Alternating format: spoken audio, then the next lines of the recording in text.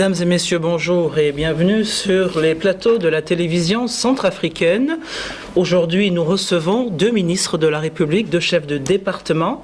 Sur ma droite, nous avons le ministre Joseph Yekete, ministre de la Défense nationale, et sur ma gauche, le ministre de l'Intérieur, de la Sécurité publique et de l'administration du territoire, monsieur Jean-Serge Bokassa. Bonjour à vous. Bonjour. Bonjour. Et je suis avec mon ami Josie Tarsil Bomongo. Nous serons donc deux pour animer pendant une heure cette émission consacrée à faire un bilan. Le bilan n'est pas le mot, c'est plutôt à mettre en avant, en exergue, les réalisations donc, de ces deux ministères. Qu'est-ce qui a été fait depuis qu'ils sont à la tête donc, de la Défense nationale, à la tête de la Sécurité publique, l'Intérieur et l'administration du territoire? Quelles ont été les réalisations phares? Les populations se posent des questions. Il y a bien entendu ceux qui voient et qui parlent et qui acquiescent. Et il y a ceux qui ne savent pas et qui parlent aussi et qui disent autre chose, un autre son de cloche. Aujourd'hui, véritablement, nous saurons qu'est-ce qui a été fait en termes de réalisation. Nous avons beaucoup plus de temps, donc nous irons pas à pas avec eux aborder voilà, qu'est-ce qui avance en Centrafrique entre le point 0, 2016, et le point 1, 2017, une année après, l'accession au pouvoir du chef de l'État, le professeur Faustin Archange Touadéra. Bonjour une fois de plus. Bonjour. Alors, au ministère de la Défense nationale, nous savons un peu d'où nous venons. Donc, il y a un an, personne ne pouvait, à 22 heures, s'aventurer à l'extérieur de leur maison ou dans les quartiers encore à Bangui, Bangui et ses environs. 18 heures, les rues étaient désertes. Ça, c'est ce qui concerne la capitale. À l'intérieur du pays, il y avait encore des fractions qui se battaient entre elles, mais beaucoup plus qui allaient donc contre certaines communautés. Aujourd'hui, on constate que certes, il y a encore l'insécurité à l'intérieur du pays, mais cette fois-ci, ce sont les groupes rebelles entre eux qui se déchirent. Ce n'est plus une population cible qui a attaqué. Aujourd'hui, on voit un peu, les populations peuvent vaquer à leurs occupations, on peut aller même plus tard, le soir. Les noctambules peuvent faire ce qu'ils ont à faire le soir. Donc, il y a une nette amélioration. C'est peut-être pas ça. Les uns diront que c'est pas assez rapide, que c'est pas encore ça. Vous qui êtes à la tête du département de la Défense nationale, vous qui êtes à la tête donc, de l'administration du territoire, vous allez nous dire un peu, qu'est-ce que vous avez fait pour qu'aujourd'hui nous puissions, moi, à 22h, je puisse sortir tranquillement de chez moi, aller boire un café quelque part au centre-ville en quittant, je ne sais pas, le kilomètre 5, Bainsville, Sika2.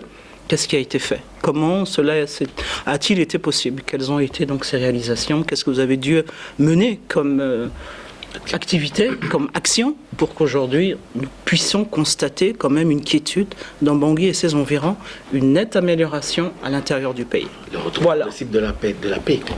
Oh, oui. J'ai été longue, mais il fallait pour nos auditeurs, pour nos téléspectateurs qui puissent comprendre un peu, pour les emmener étape par étape, parce que vous savez, la critique est aisée, mais bon. Voilà. L'arrêt est difficile. Allez-y, je vous écoute, monsieur le ministre. Mais merci beaucoup. Vous l'avez si bien dit, il y a une nette amélioration, mais il reste encore beaucoup à faire.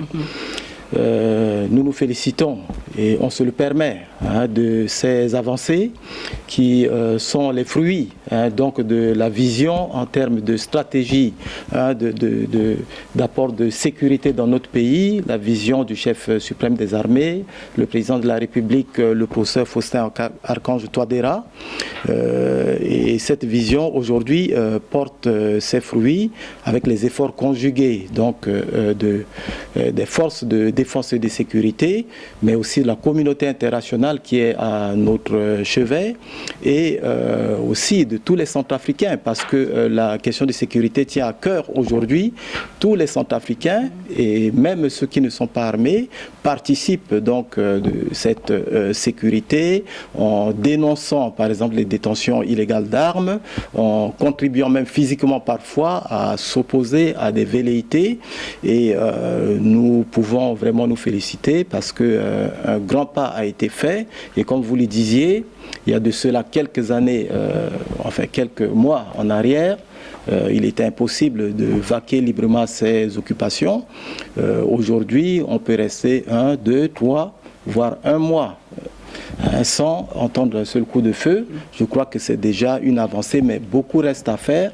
Nous sommes confiants, nous sommes sur la bonne route et nous avons besoin du concours de tout le monde pour nous aider à y arriver. Okay. Alors je vous remercie. Je n'en dirai peut-être pas plus que mon collègue qui a essayé de résumer tout cela. Je pense en effet que ce travail ou ce résultat tient du fait d'une conjugaison d'efforts avec de nombreux acteurs tels que ce qu'il a cité, la communauté internationale. Mais je tiens à dire qu'il y a eu un effort national quand même assez important. La première des approches, je pense, consistait à afficher une posture quand on est arrivé. Laquelle? Une posture, celle de la rigueur. Parce que je pense qu'il y a des actes dont on ne pouvait plus se permettre à partir du moment où on incarne ses fonctions, à partir du moment où on se réclame d'un État qui se veut souverain, et à partir du moment où on veut construire un État de droit. Donc il fallait afficher une posture qui pour moi consistait à trancher avec des habitudes d'un passé quand même assez récent, où on négocie un peu trop avec le malfrat. J'ai en souvenir la capture de certains policiers, où les responsables ont souhaité négocier. Il n'y a eu aucune négociation. Nous avons récupéré nos policiers. J'ai en souvenir les otages de Babwa. Il y avait quand même 18 Camerounais et 3 Centrafricains, parmi lesquels nous avions un sous-préfet, un maire et un pasteur. Nous n'avions pas négocié avec les malfrats, nous les avons repris. Excusez-moi, quand vous dites que vous n'avez pas négocié, vous avez repris à chaque fois, c'est quoi? Il y a eu confrontation, affrontement? Il y a eu dans certains cas, comme celui de Babwa, il y a eu affrontement. Il y a eu des cas de... des individus ont été neutralisés, militairement parlant, et ces hommes ont été récupérés, sains et saufs. Je pense qu'ils sont encore là pour le témoigner d'ailleurs. Et donc je pense que quand je dis que c'est une posture, c'est qu'il fallait vraiment trancher avec cela. Je garde encore en mémoire un policier kidnappé qui était en faction à l'hôpital communautaire et qui a été enlevé par des hommes du BSS qui réclamaient un des leurs qui avait été surpris, cas de vol, dans un cas de vol de moto. Et il n'acceptait pas donc que nous puissions appliquer les lois de la République, tout simplement. Je pense que ces lois s'appliquent à tout le monde. On ne fait pas un service à la tête du client. On ne regarde pas la couleur des gens. Ce sont des lois, ce sont des principes et nous voulons fonctionner avec. En principe, tous ceux qui se mettent au travers devaient en subir des conséquences. Je pense que voilà la posture et la rigueur qui doit être la nôtre, qui doit continuer d'ailleurs d'être la nôtre. Et je porte aussi une reconnaissance méritée aussi au peuple tout simplement, parce que le peuple est un acteur incontournable de la sécurité. Le premier. Exactement, le premier. C'est d'abord le citoyen lui-même. C'est la manière avec laquelle il coopère. C'est pour ça que nous attirons très souvent l'attention d'ailleurs des porteurs de tenue, parce que ce sont nos partenaires. La population est notre premier partenaire. Si elle est frustrée, vous voyez, ça grippe un tout petit peu la machine, ça grippe le fonctionnement et ce n'est pas bien. Donc elle a joué un rôle important, qu'elle continue de jouer. Je prends le cas du kilomètre 5 aujourd'hui. Ce qui se fait au kilomètre 5 ne se fait pas sans les habitants du kilomètre 5. Donc voilà succinctement, je pense que c'est d'abord dans la posture. Et ensuite, c'est faire avec le disponible, ce qu'on a entre les mains. Pour changer et transformer une situation, pour apporter des réformes, je crois qu'il faut qu'il y ait les moyens qui soient conséquents, qui suivent. Aujourd'hui, nous faisons avec ce que nous avons entre les mains. C'est extrêmement difficile. Arriver à un niveau de sécurité comme celui-là, dans un contexte comme le nôtre, sans rajouter une seule arme à un élément, c'est quand même extrêmement difficile. Donc il faut le reconnaître, ce mérite-là. On fait avec le disponible. Et pour cela, parfois, on est obligé de nous appuyer sur la communauté internationale, que nous saluons au passage. Elle participe à ces efforts-là. Mais donc je pense que c'est... Voilà, nous on est vraiment dans la posture où on agit, et c'est le citoyen qui le ressent. Si on le fait convenablement, je pense qu'il est le premier bénéficiaire. Et c'est à lui, quand vous dites aujourd'hui on peut se balader jusqu'à 22h, nous ça nous fait plaisir d'entendre ça. Donc ça veut dire que vous le faites convenablement. Les choses sont faites convenablement. Écoutez, dans tous les cas on est entier, on donne tout ce qu'on a. Okay. Monsieur le ministre, une question peut-être pour compléter ce que vous avez dit, mais quand vous dites qu'on négocie un peu trop avec les... On négocie. Oui, avec les malfrats. Est-ce que vous pensez qu'on ne doit pas négocier avec eux, il faut utiliser les grands moyens, les moyens les plus rapides et les plus efficaces? Je vous remercie. Moi je pense qu'il y a deux situations qui pour moi m'interpellent. Vous avez la criminalité du quotidien. Vous avez des hommes ou des femmes, que sais-je, qui, ayant profité d'une certaine liberté d'action une action extrêmement nuisible à la société. Hein, parce que cette liberté faisait en sorte que justement chacun pouvait faire ce qu'il voulait, hein, sans avoir le souci d'être poursuivi d'une quelconque manière. Il fallait mettre fin à ça. Je ne pense pas qu'on doit négocier avec un criminel. Et quand je disais qu'il y a deux aspects, vous avez des groupes militaro-politiques qui ont un statut assez particulier. Il y a des négociations qui se font avec ces groupes-là. Je pense qu'indéniablement, ils rendront compte un jour ou l'autre. Les responsables rendront compte. Mais la démarche première qui est la nôtre, c'est celle d'abord de faire cesser les armes. Et donc pour ce faire, aujourd'hui, le président de la République a fait le choix de tendre la main à ces personnes. Ce qui est d'ailleurs très élégant et très noble. Hein, parce que comme il le dit assez souvent, il pense que c'est par la paix qu'on construit, c'est pas par la guerre. Nous sommes aujourd'hui dans un beau bureau, enfin une belle salle, climatisée. On a des compatriotes qui sont à quelques kilomètres d'ici et qui vivent dans l'inconfort et des conditions extrêmement difficiles. Et donc, comme vous l'avez dit tout à l'heure, c'est bien de critiquer, mais parfois les réalités sont tout autres, vous savez. Et les réalités sur le plan de la gestion sécuritaire au quotidien, il y a éventuellement des choses que l'on ne peut déballer, mais parfois c'est extrêmement difficile. Donc, je pense que l'État, son rôle n'est pas de rentrer en négociation perpétuelle avec des criminels. Alors vous me direz, mais qui sont criminels et qui ne le sont pas? Ce sont les lois qui définissent qui est criminel et qui ne l'est pas. Celui qui tue est un criminel. Celui qui vole est un voleur. Est un voleur, pas un criminel. Voilà, très, très bien. Et sa place dans une société une société, qui fonctionne sur la base de ces textes, de ces lois, sa place, elle est en prison, elle n'est pas en liberté. Voilà. Et donc notre rôle, justement, ce n'est pas de négocier permanemment avec des gens qui n'ont qu'une seule logique, c'est celle de la violence. Et l'État se doit à un moment donné de pouvoir faire soit cesser le feu, ou vraiment d'utiliser des moyens contraignants pour éviter que d'autres Centrafricains ne puissent voir leur vie être arrachée de la façon la plus lâche qui soit. Donc voilà un tout petit peu pourquoi je disais qu'on ne négocie pas éternellement avec ces gens-là. Alors, je rebondis sur une phrase que vous avez dite, et là je vais m'adresser au ministre de la Défense nationale. Vous avez dit « les groupes armés ont un statut particulier ». Je voudrais qu'on aille un peu plus loin pour que vous puissiez peut-être, vous, ministre de la Défense, donc ces groupes armés relèvent du ministère de la Défense, je suppose. Donc, leur statut, quel est ce statut? Mais dans ce contexte où on ne négocie pas, où il faudrait ne plus négocier, mais de ce contexte où le président de la République, chef de l'État, privilégie la paix, privilégie le dialogue. Quel est ce statut? Oui, ce statut, certes, est spécial. Hein, c'est dans la mesure où les groupes armés sont des groupes organisés, avec un commandement, et on doit les traiter aussi comme tels, pas comme des simples groupes qui ne sont pas organisés, les simples criminels, ou bien. Non, ils ont, pour certains, un embryon d'idéologie, peut-être, basé sur la violence, basé sur des considérations qui ne frôlent pas l'éthique républicaine, mais il faut les ramener à la raison.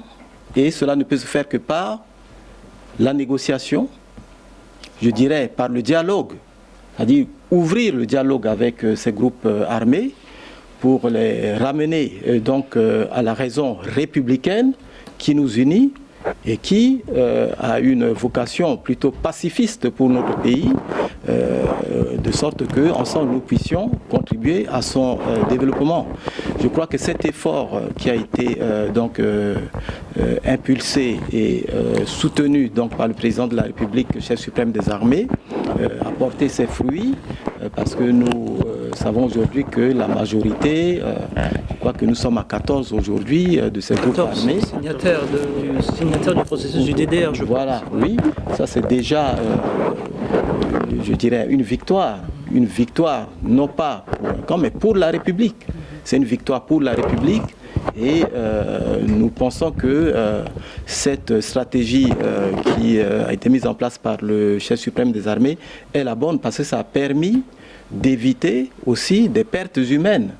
Parce que Si on était parti par la force, peut-être il y aurait eu beaucoup de victimes. Oui, les populations Voilà. ont été prises en Et les otage. populations civiles devaient être prises en otage. Et puis voilà. Donc c'est vraiment dans ce souci que le chef de l'État a privilégié le dialogue. Et nous pouvons nous en féliciter parce qu'il en va donc de l'unité de notre pays, de la cohésion sociale et de l'avenir proprement dit de notre pays. Alors, notre pays, est-ce qu'aujourd'hui, nous sommes le 7 avril 2017, nous pouvons dire que nous avons une armée? La République centrafricaine a une armée. La République centrafricaine a une armée, ça s'appelle les forces armées centrafricaines. Elle existe, c'est une réalité. Maintenant, si vous me posez la question s'ils sont opérationnels, je dirais pas totalement. Pas totalement, parce que, comme vous le savez, et vous l'avez si bien dit dès le départ, notre armée était tombée très très bas, complètement désorganisée, avec le concours de la communauté internationale aujourd'hui, et à travers les formations qui sont dispensées par l'EUTM et l'apport en termes d'équipement que s'efforcent à faire nos partenaires, nous essayons de remettre cette armée sur pied avec des grandes orientations qui ont été impulsées par le chef suprême des armées. Nous avons travaillé sur l'assainissement de la chaîne de commandement, nous avons travaillé sur le renforcement des capacités opérationnelles de nos forces, la mobilisation des ressources, l'emploi des forces. Ça, ce sont les visions, c'est la vision du chef suprême des armées et nous travaillons en ce sens pour que cette armée puisse retrouver vraiment toutes ses capacités et qu'elle soit une armée digne de ce nom. Je me dis qu'il faudrait peut-être attendre encore combien de temps, à quand la fin de cette formation des FACA, dont la situation est devenue aujourd'hui préoccupante? Combien de temps, je ne vous dirai pas exactement. Parce que mais je pourrais vous dire que nous faisons tout pour que les choses s'accélèrent, de sorte que très rapidement, cette armée puisse être sur pied et prendre aussi le relais. Parce qu'aujourd'hui, ce sont des forces internationales, qui assurent la fonction qui est celle de nos forces armées républicaines. Donc cela se fait en attendant donc l'opérationnalisation de notre armée. Alors, lors de l'adresse du chef de l'État à la nation, il y a 2 points essentiels qui ont été soulevés en ce qui concerne ce secteur de la défense nationale. L'embargo et du fait justement que cette formation n'était pas assez rapide, il n'y avait pas assez d'hommes qui rapidement pouvaient être opérationnels. Comment on va pallier à cela pour le reste des années qui sont là c'est l'année 1, il reste encore 4 années. Durant ces 4 années, quelles sont les perspectives? Où est-ce qu'on va pour que très rapidement, il puisse y avoir plus d'hommes formés? Est-ce que nous devons aller voir ailleurs? Là, c'est le thème, je le dis pour les téléspectateurs. Donc c'est l'Union européenne qui appuie les forces armées centrafricaines, les militaires, c'est pas les policiers ni les gendarmes. Qu'est-ce qu'on doit faire? On doit voir d'autres partenaires? Est-ce qu'on se retourne ailleurs? Notamment, je continue encore sur cette question, je poursuis en rajoutant, il y a peu, je pense hier, une délégation est arrivée donc de Libreville, le haut commandement français, qui vient pour redessiner un peu la coopération avec nous, centrafricains. Alors, dans tout ce schéma, comment se dessine donc une nouvelle armée, enfin des gens formés beaucoup plus rapidement? 280, c'est très peu. Le chef de l'État veut qu'il y en ait plus.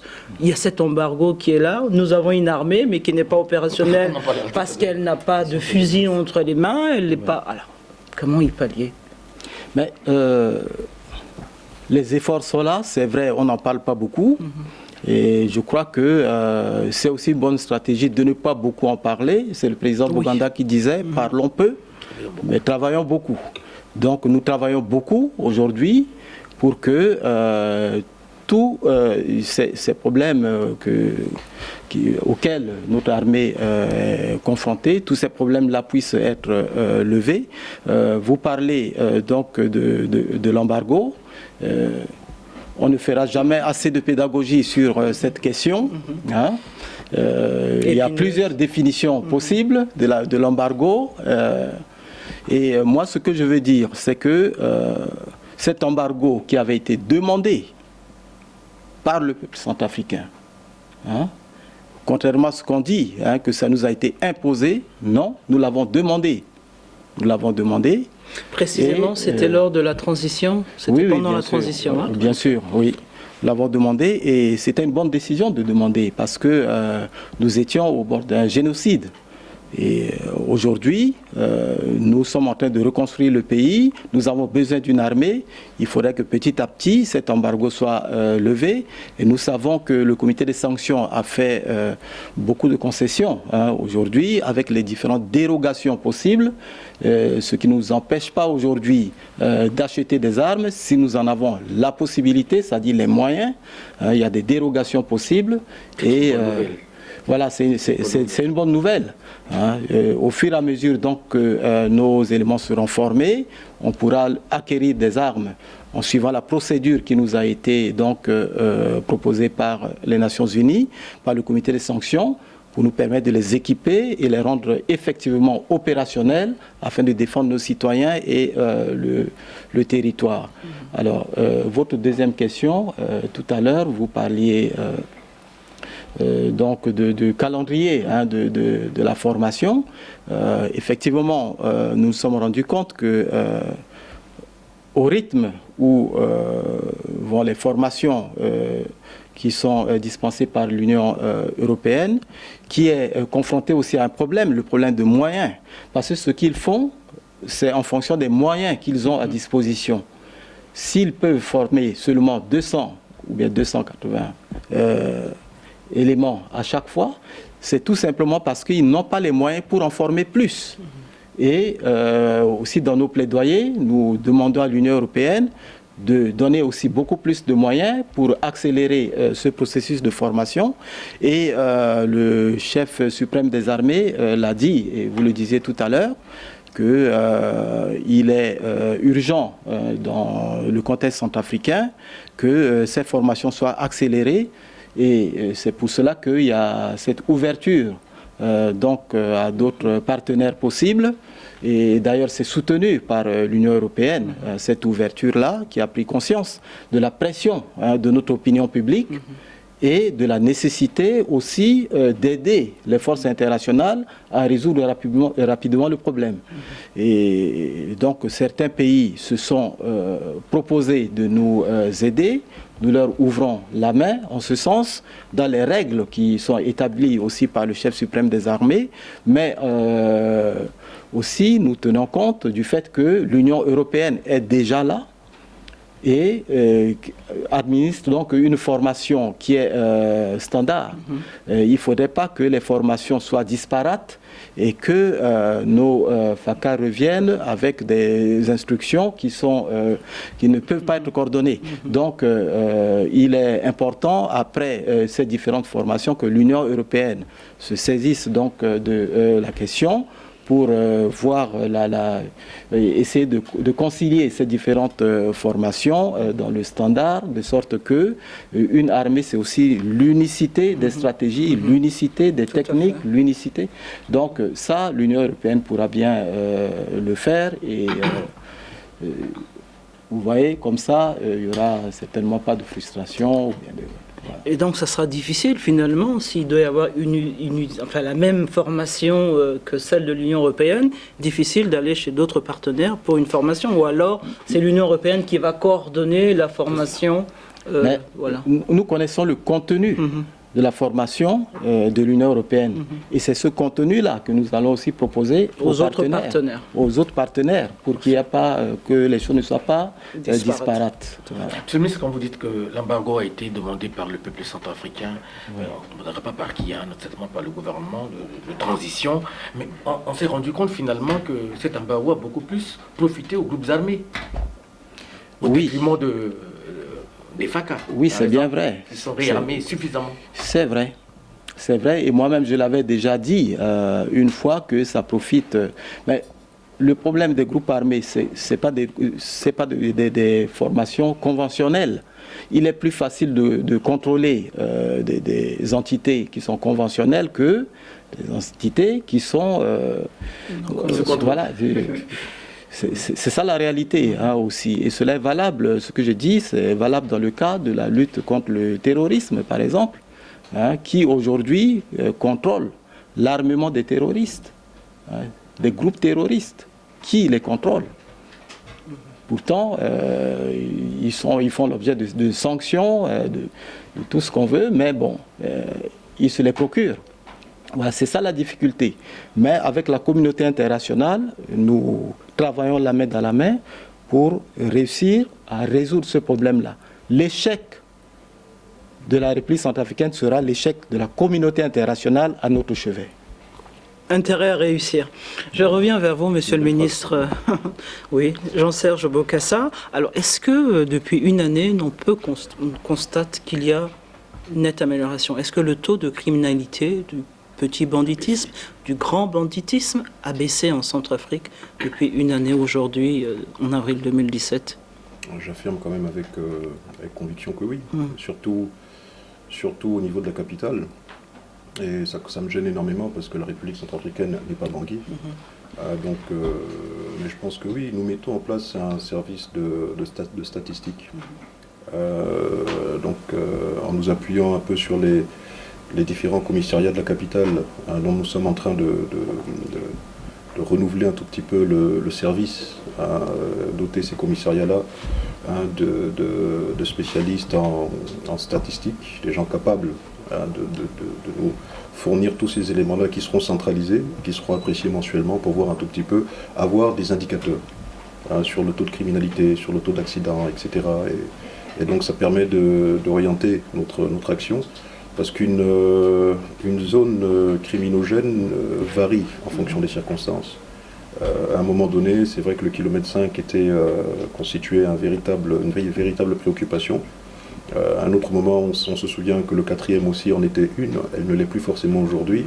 Donc ça varie et on a le devoir de nous adapter. Je pense que oui, on peut estimer que ça s'améliore.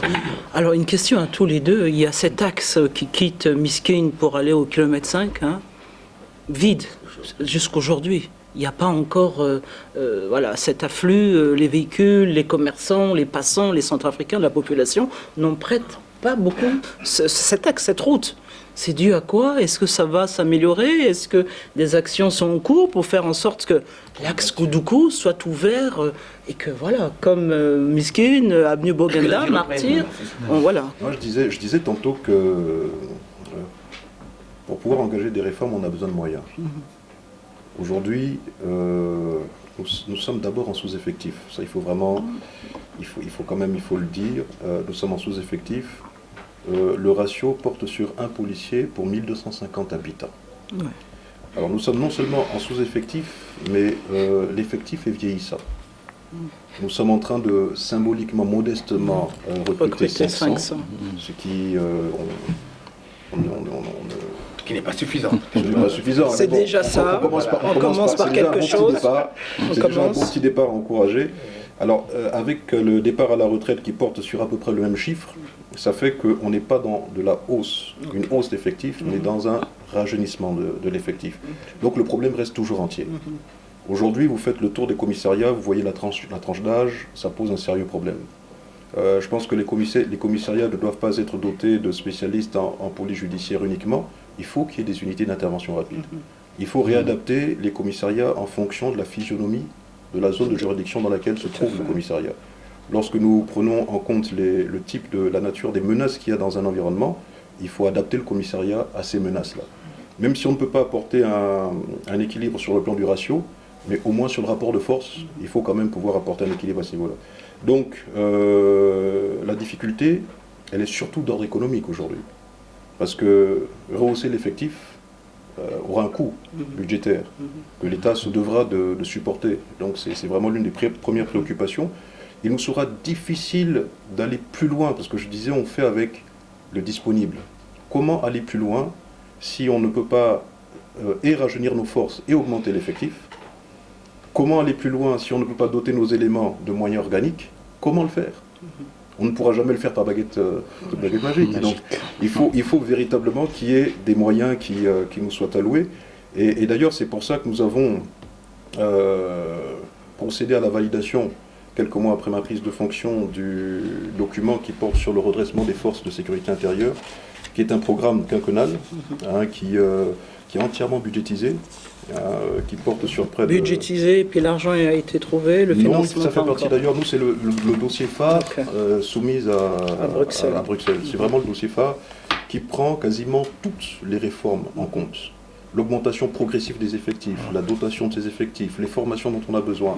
Et d'ailleurs ce matin, nous venons en fait de mettre en place un comité mixte qui va donc se charger de la mise en œuvre de ce document-là, qui a été il n'y a pas longtemps validé par le président de la République dans le cadre du comité stratégique qu'il préside. Donc nous avons un document référentiel sur lequel on s'appuie. Aujourd'hui, c'est afficher une capacité à pouvoir mobiliser les moyens dont nous avons besoin. Et puis l'embargo, tel que soulevé tout à l'heure, pour moi, je pense que ça nous pose un véritable problème, parce que même les forces de sécurité intérieure ont du mal à s'équiper.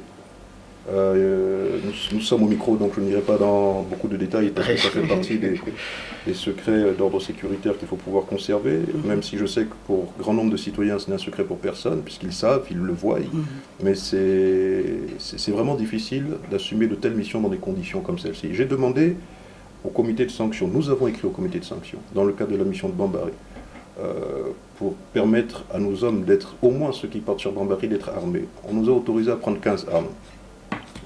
15 armes pour vos hommes sur Bambari. Je passe cela sous Okay. Voilà, je n'ai pas de commentaires, mais voilà les tristes réalités auxquelles nous sommes confrontés. Donc je pense qu'il faut qu'il y ait une vraie diplomatie qui nous permette aujourd'hui de lever ces obstacles-là, parce qu'on ne peut pas, aujourd'hui, vous enverrez une mission de rétablissement d'ordre ou de maintien d'ordre, elle aura en face d'elle des groupes plus super armés. armés. Comment elle fait ? Nous avons fait 3 missions depuis que nous sommes arrivés à la tête du département, des missions importantes qui répondaient à des actes crapuleux posés dans l'arrière-pays. La première mission c'était à Buka, la seconde c'était à Gaoundai, la troisième c'était à Kakabandoro. Mais à Gaoundai, nos hommes sont tombés sous le feu de l'ennemi. Ils étaient non seulement plus nombreux qu'eux, mais ils avaient une puissance de feu supérieure à la leur. Alors ils se sont maintenus le temps qu'il y ait un renfort qui arrive, et Dieu merci, il n'y a pas eu de mort de leur côté. Mais vous ne pouvez pas, en tant que responsable, mettre en péril la vie de vos compatriotes comme ça. Donc on ne les envoie pas au boucher. Ce sont des hommes valeureux qui en veulent, qui sont prêts à partir, mais donnons-leur les moyens. Et qu'il y ait des formations qui soient de plus en plus adaptées aux réalités, à l'environnement. Oui, on va vous faire de nombreuses formations, mais qui ne porteront pas sur nos besoins. On veut des formations, davantage de formations d'ordre opérationnel, parce qu'on est dans l'opérationnel pour l'instant. Il faut enrayer la criminalité. Il faut surdimensionner les commissariats. Il faut qu'on s'adapte aux nouveaux enjeux sécuritaires qu'il y a dans le pays. Sinon, on cohabite avec le mal, on l'entretient. L'accalmie, pour moi, je ne m'en satisfais pas. Tout peut arriver à n'importe quel moment. Quand aujourd'hui il y a une situation calme, j'essaie de comprendre pour quelles raisons c'est calme. Et tant que les raisons ne font pas de nous des maîtres de la situation, il y a des inquiétudes. On se permet quelques petites inquiétudes. Donc c'est toujours l'intérieur du pays, il y a toujours cette problématique, cette préoccupation, parce que les hommes armés, équipés, ne serait-ce que pour rétablir l'autorité de l'État, ça ne peut pas suivre. Donc Nous on est preneurs, on est pour des missions de détachement, avec des délais précis, des objectifs précis, que les hommes, parce que le redéploiement ne peut se faire que si préalablement on nettoie un tout petit peu les zones. Vous allez envoyer des gens en déploiement, ils arriveront dans des zones sous contrôle de forces, de groupes armés. Comment vont-ils travailler? On a redéployé du personnel administratif sur 80% de l'étendue du territoire. Vous faites de ces responsables des prisonniers là où ils sont, puisqu'ils ne peuvent pas sortir. Et ils n'ont aucune autorité. Alors, ce dont on a besoin, est-ce que c'est juste une présence symbolique? S'il faut commencer par là, mais après, il faut qu'on ait le contrôle de la situation, que les services de l'État se redéploient, que voilà. Et donc pour ce faire, on s'est dit qu'il fallait procéder d'abord par des détachements, donc des missions qui peuvent partir pour 3 à 6 mois avec des objectifs bien précis, et ensuite le redéploiement se fait après, avec du personnel plus stable, des officiers de police judiciaire qui viendront pour les enquêtes, etc. Et voilà, donc le plan nous l'avons, les objectifs elles sont clairement définis. Nous devons mobiliser les moyens qu'il faut pour atteindre ces objectifs-là. Pour l'heure, vous êtes toujours avec les troupes donc, de la MINUSCA. Quand vous effectuez donc, ces déplacements à l'intérieur du pays, vos hommes sont accompagnés des hommes de... Ah non, les missions que nous avons faites avant cela, c'était purement national. Purement national. Ah, oui. Purement national, des effectifs de 60 à 80 personnes qui faisaient des missions ponctuelles, parce qu'on apprenait qu'il y avait tel incident dans un village, des villages brûlés, etc. Donc il était important de marquer sa présence. Et d'ailleurs, ça faisait longtemps que ça ne s'était pas fait. Et vraiment, c'est la confiance qui renaît entre la population et les forces de sécurité intérieure. Les forces de sécurité intérieure ont besoin aussi d'être utilisées dans le cadre, enfin, dans ce pourquoi ils ont été formés. Les garder sur place, entre quatre murs. Après, vous voyez, on gère beaucoup de situations, les concernant, qui sont en fait un espèce de trop-plein, parce qu'ils accumulent, on ne les utilise pas comme il le faudrait. On les caserne, ils ont besoin de s'exprimer, ils ont besoin d'agir, ils ont besoin de libérer l'énergie qui est en eux, les connaissances qu'ils ont acquises. On doit les utiliser pour ça, ils sont payés pour ça. Mais on les garde parfois ici, et on s'étonne parfois du comportement qu'ils affichent, parce qu'ils sont tout simplement... Il faut les relancer dans le cadre des missions qui sont les leurs, il faut les repousser, et ils aiment, moi je les ai vus partir sur le terrain, j'en ai pas vu, on n'en a poussé personne, hein, on a forcé personne à partir en opération. Ils partaient en chantant, et les échos qui nous reviennent, la population est extrêmement contente, ils ont besoin de cela. Nous allons peut-être pour finir, on ne peut pas aborder le DDR, puisque le DDR est une entité qui est couverte par un comité rattaché à la présidence. Donc nous attendrons donc de recevoir le ministre attaché aux questions du DDR. Nous irons en profondeur sur cette question, parce que je pense que nos téléspectateurs et auditeurs aimeraient en savoir davantage, le processus, où est-ce que nous en sommes. Ils savent que 14 groupes armés sur les 14 ont signé. Avant de finir, si vous me permettez, est-ce que, brièvement, les grandes réalisations de votre département, une année après l'accession au pouvoir du chef de l'État, le professeur Archange Touadéra, on a certes abordé dans le concret, dans la vie de tous les jours, les Centrafricains, les réalisations des uns et des autres, mais pour ceux qui nous regardent ou nous écoutent, vos réalisations en 2-3 mots, vos grandes réalisations depuis une année. Et où on va. Mais vraiment brièvement pour résumer. Voilà. Alors premièrement, moi je pense que c'est les premières réalisations, c'est déjà sur le plan conceptuel. C'est ce que nous avons conçu, c'est les textes qui aujourd'hui sont en train d'être réformés pour doter nos services de textes qui cadrent avec les missions qui sont les leurs. Alors il y a une batterie de textes. Non seulement il y a ce document référentiel que nous avons adopté, qui pour moi c'est comme la Constitution un tout la petit Bible. peu. Voilà, la Bible, voilà exactement. Et donc nous avons cela, mais nous avons aussi procédé par le truchement justement des partenaires sur place, à plusieurs dotations, en moyens logistiques éventuellement, au renforcement des capacités, par plusieurs types de formations que reçoivent les forces de sécurité intérieure ou le personnel de l'administration du territoire. Nous avons énormément travaillé sur le redéploiement des fonctionnaires dans l'arrière-pays. J'en veux aujourd'hui pour preuve par exemple Bambari, qui est investi par les forces de sécurité intérieure. Nous avons à peu près 100 policiers et gendarmes installés à Bambari. Nous aurons une centrale de transmission, tout l'équipement est là, qui va permettre donc que ces hommes, sur le plan opérationnel, puissent communiquer entre eux, mais nous suivrons tout cela depuis Bangui.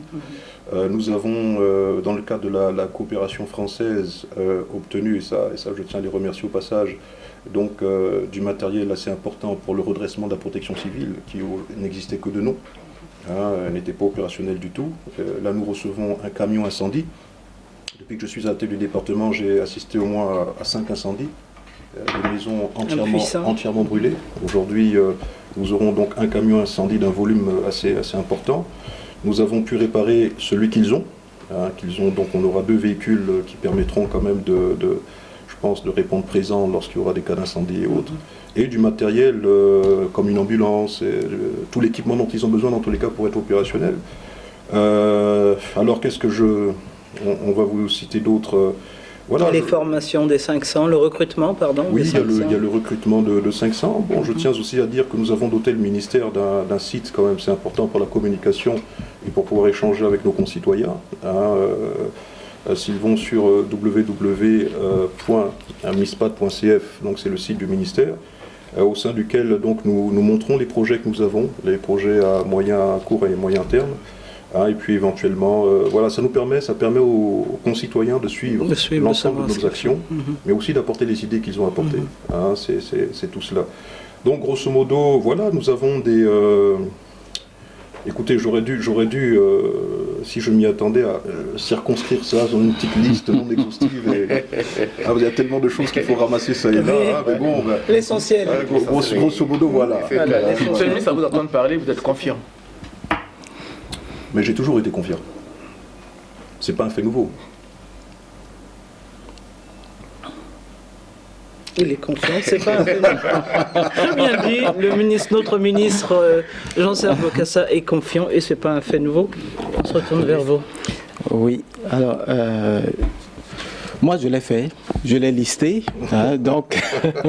On va vous écouter, surtout pour ceux qui nous écoutent et nous regardent. Les réalisations sont très très nombreuses au sein du département de la Défense et toutes ces réalisations partent de 4 objectifs qu'on s'est fixés. Le premier, c'est celui de l'assainissement de la gouvernance du secteur de la défense. Le deuxième, le renforcement des capacités opérationnelles. Le troisième, la mobilisation des ressources. Et le quatrième, l'emploi des forces. Alors, le premier objectif concerne donc les réformes d'ordre administratif. Alors, nous avons réactualisé et adapté donc les documents de base qui sont indispensables au bon fonctionnement du département. J'ai donc signé des instructions et directives ministérielles, il y en a 8, et validé des documents de base sur les renseignements. Alors, aujourd'hui, nous avons élaboré un mémento qui est relatif au fonctionnement et à l'organisation au sein du ministère de la Défense nationale. Ensuite, nous avons défini le format de l'armée, c'est un objectif, la définition du format de l'armée en vue d'une meilleure gestion de l'outil de défense dans la prochaine loi de programmation militaire. Donc cette armée qui devient une armée de garnison. L'élaboration des documents relatifs à la politique nationale de défense inclut donc cette loi de programmation militaire et le format directeur de l'emploi des forces armées.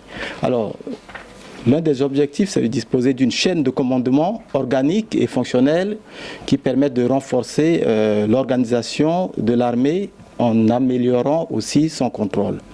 Cela est déjà fait par le ministère et celui de l'état-major est en cours. Aujourd'hui, j'ai vu le chef d'état-major, c'est prêt. C'est prêt. Et cela s'est réalisé avec le décret numéro 16-360 du 27 octobre 2016 qui porte organisation de la défense nationale. Alors, ce décret porte organisation de la chaîne de commandement militaire, décret qui porte la création de la direction des commissariats des armées, l'élaboration des textes qui portent création de la maison des armées, les décrets qui portent organisation et fonctionnement de l'état-major des armées. Ça, ce sont les actions à réaliser. Nous avons aussi travaillé sur le renforcement des capacités de l'inspection générale de l'armée. Nous avons mis en place un plan de communication et des relations publiques au ministère de la Défense. Nous avons travaillé sur le code de justice militaire et nous travaillons à le rendre opérationnel. Vous savez que le code de justice militaire a été donc voté à l'Assemblée. Nous travaillons donc à la clarification de l'emploi et du positionnement organique de la gendarmerie. Ça, nous le faisons en relation avec mon homologue de la sécurité publique et de l'administration du territoire, qui pour le moment a les gendarmes avec lui pour emploi. Alors, nous travaillons à la réglementation des fonctions des gardes du corps et des aides de camp auprès des différentes personnalités. Nous avons travaillé aussi sur le renforcement des mécanismes disciplinaires et la poursuite du contrôle et de la vérification des personnels militaires et le toilettage du fichier de la solde. C'est en cours, le travail se poursuit, ce travail de vérification. Et nous avons travaillé aussi à l'élaboration d'un document unique d'organisation. Ce document, il est finalisé. La liste est longue, vous voulez que je continue? Nous avons procédé à la mise à la retraite du personnel atteint par l'âge limite. Vous avez vu, nous avons commencé déjà et ça va se poursuivre et c'est l'une des conditions aussi pour pouvoir recruter des jeunes, parce qu'on subit beaucoup de pression. En même temps, il y a certaines personnes qui ne veulent pas partir à la retraite, mais en même temps, il y en a beaucoup qui veulent intégrer l'armée.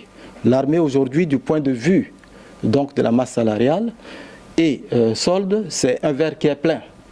Et on ne peut pas rajouter une goutte d'eau sans que cela ne déborde. C'est pour cela que le départ à la retraite est une condition pour le recrutement des jeunes pouvant redynamiser notre armée.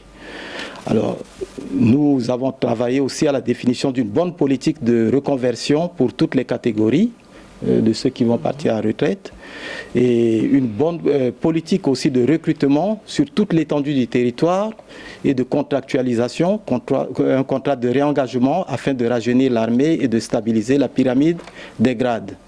Nous avons travaillé à l'élaboration d'une directive unique de gestion en matière de ressources humaines. Nous avons travaillé au développement des bonnes pratiques de gestion financière et redonner l'autonomie de gestion budgétaire au ministère de la Défense.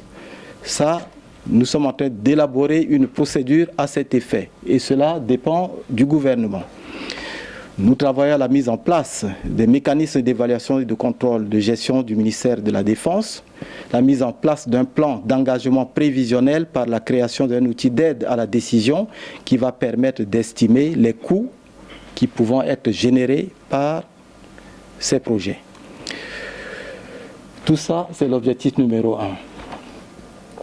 Objectif numéro 2, c'est le renforcement des capacités opérationnelles.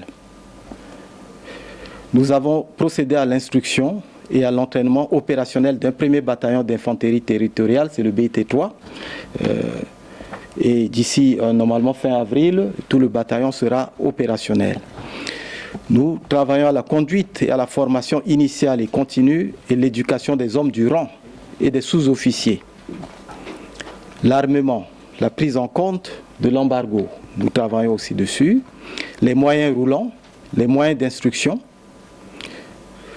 Nous travaillons à l'établissement d'un concept provisoire qui permette donc l'équipement de la chaîne de commandement en moyens de communication.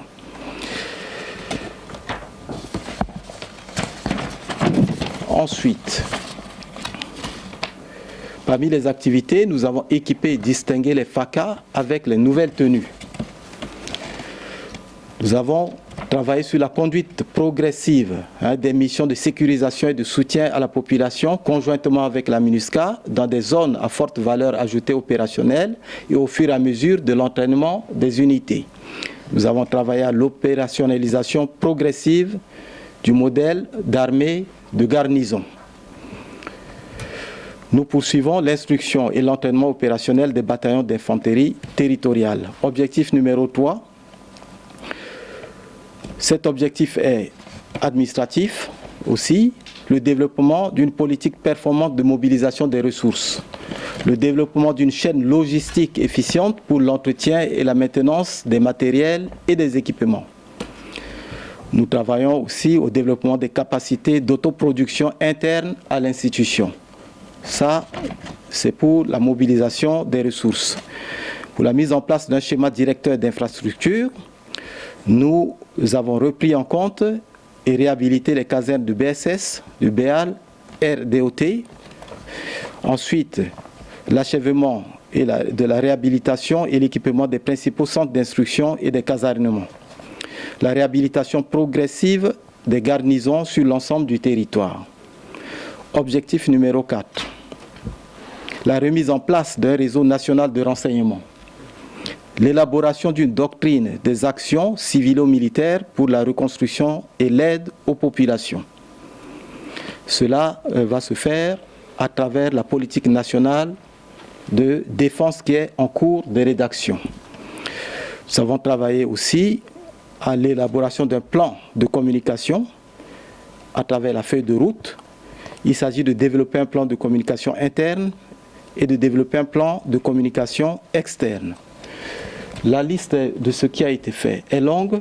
Je vais faire économie du temps parce que nous sommes à la télévision, mais je puis vous dire que les choses avancent et nous continuerons dans ce sens parce que c'est la voie qui nous a été tracée par le chef suprême des armées et de façon consensuelle avec la communauté internationale, nous allons la suivre pour atteindre les objectifs d'opérationnalisation de nos forces armées pour la défense du territoire et des citoyens.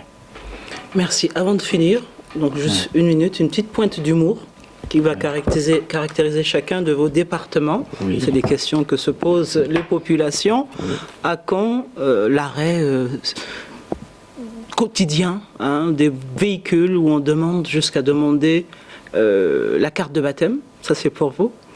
À quand il y a des généraux, des colonels dans les groupes armés. Est-ce qu'ils resteront généraux et colonels une fois que tout ça, ça sera du passé? Voilà, un peu d'humour. Carte de baptême, c'est une réalité. On demande. On demande. Voilà. On peut en faire de l'humour, mais ce sont des mots qui quand même gangrènent notre société. Et dont je vous avoue, ça nous peine énormément. Parce qu'après tout, nous en sommes tous victimes. Nous en sommes tous victimes. Ce que subit un compatriote, c'est ce que nous subissons. Aujourd'hui, je pense qu'il n'y a que le plan de redressement des forces de sécurité intérieure qui apporteront dans sa mise en œuvre des solutions à tout cela. Nous sanctionnons parfois au quotidien, ce n'est pas suffisant. Le problème est plus profond. Je pense qu'il faut arriver à redoter, à recadrer les services en fonction justement des missions qui sont les leurs, pour peu qu'ils soient situés eux-mêmes sur les missions qui sont les leurs. Donc, moi, j'ai eu des exercices intéressants avec les responsables des commissariats qui montraient que tous ne savaient pas véritablement quels étaient forcément le rôle qu'ils s'étaient appelés à jouer. Donc, il y a des formations plus précises que nous allons orienter.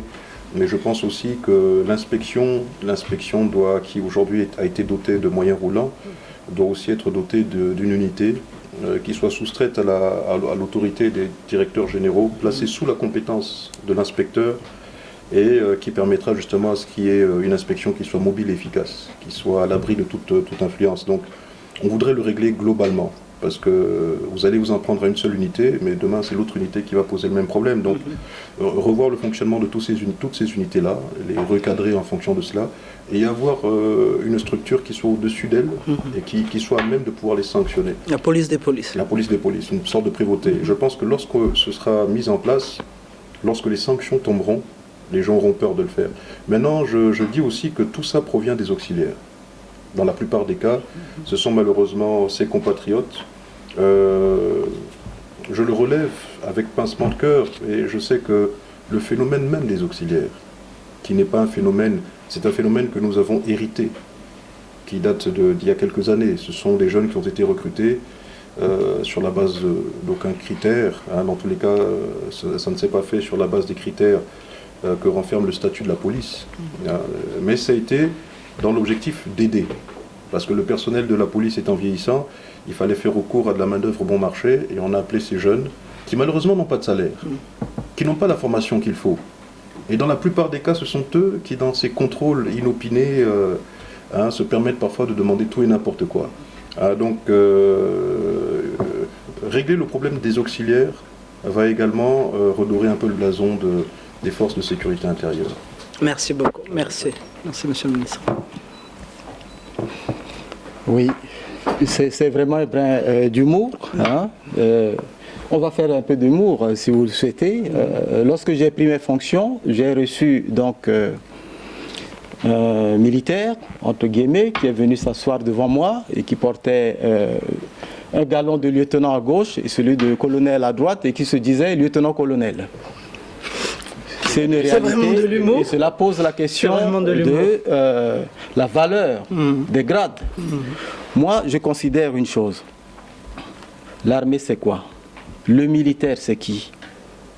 Un homme, un numéro de matricule, un corps. Tous ceux qui ne répondront pas à ces critères-là, quel que soit leur grade, ne seront pas considérés comme un militaire. L'État, c'est un peu comme le corps humain, toutes les fonctions qu'il exerce ne sont pas nobles. Alors, l'État va faire des réformes douloureuses. Les réformes seront douloureuses Et ce n'est que comme ça qu'on peut redresser le pays. Toutes les réformes douloureuses ont pour vocation de corriger des imperfections et il y a souvent des victimes lorsqu'il y a ces réformes-là. Je pense que ceux qui portent illégalement des galons feront partie de ces victimes-là et malheureusement la société est comme ça. On a toujours un névrosé qui construit un château, un psychotique qui habite et le psychiatre il vient encaisser le loyer. C'est ça la société. Nous serons le psychiatre parce que nous voulons rétablir la loi. Je vous remercie. Merci beaucoup, merci beaucoup. Nous finissons donc, chers téléspectateurs, téléspectatrices, auditeurs, auditrices, sur cette belle note d'humour. Hein. Tout n'est pas noir, il y a de la gaieté dans tout. Le pays se reconstruit et c'est tous ensemble que nous y arriverons. Merci beaucoup de nous avoir suivis. Nous reprenons pour la version 5. Merci.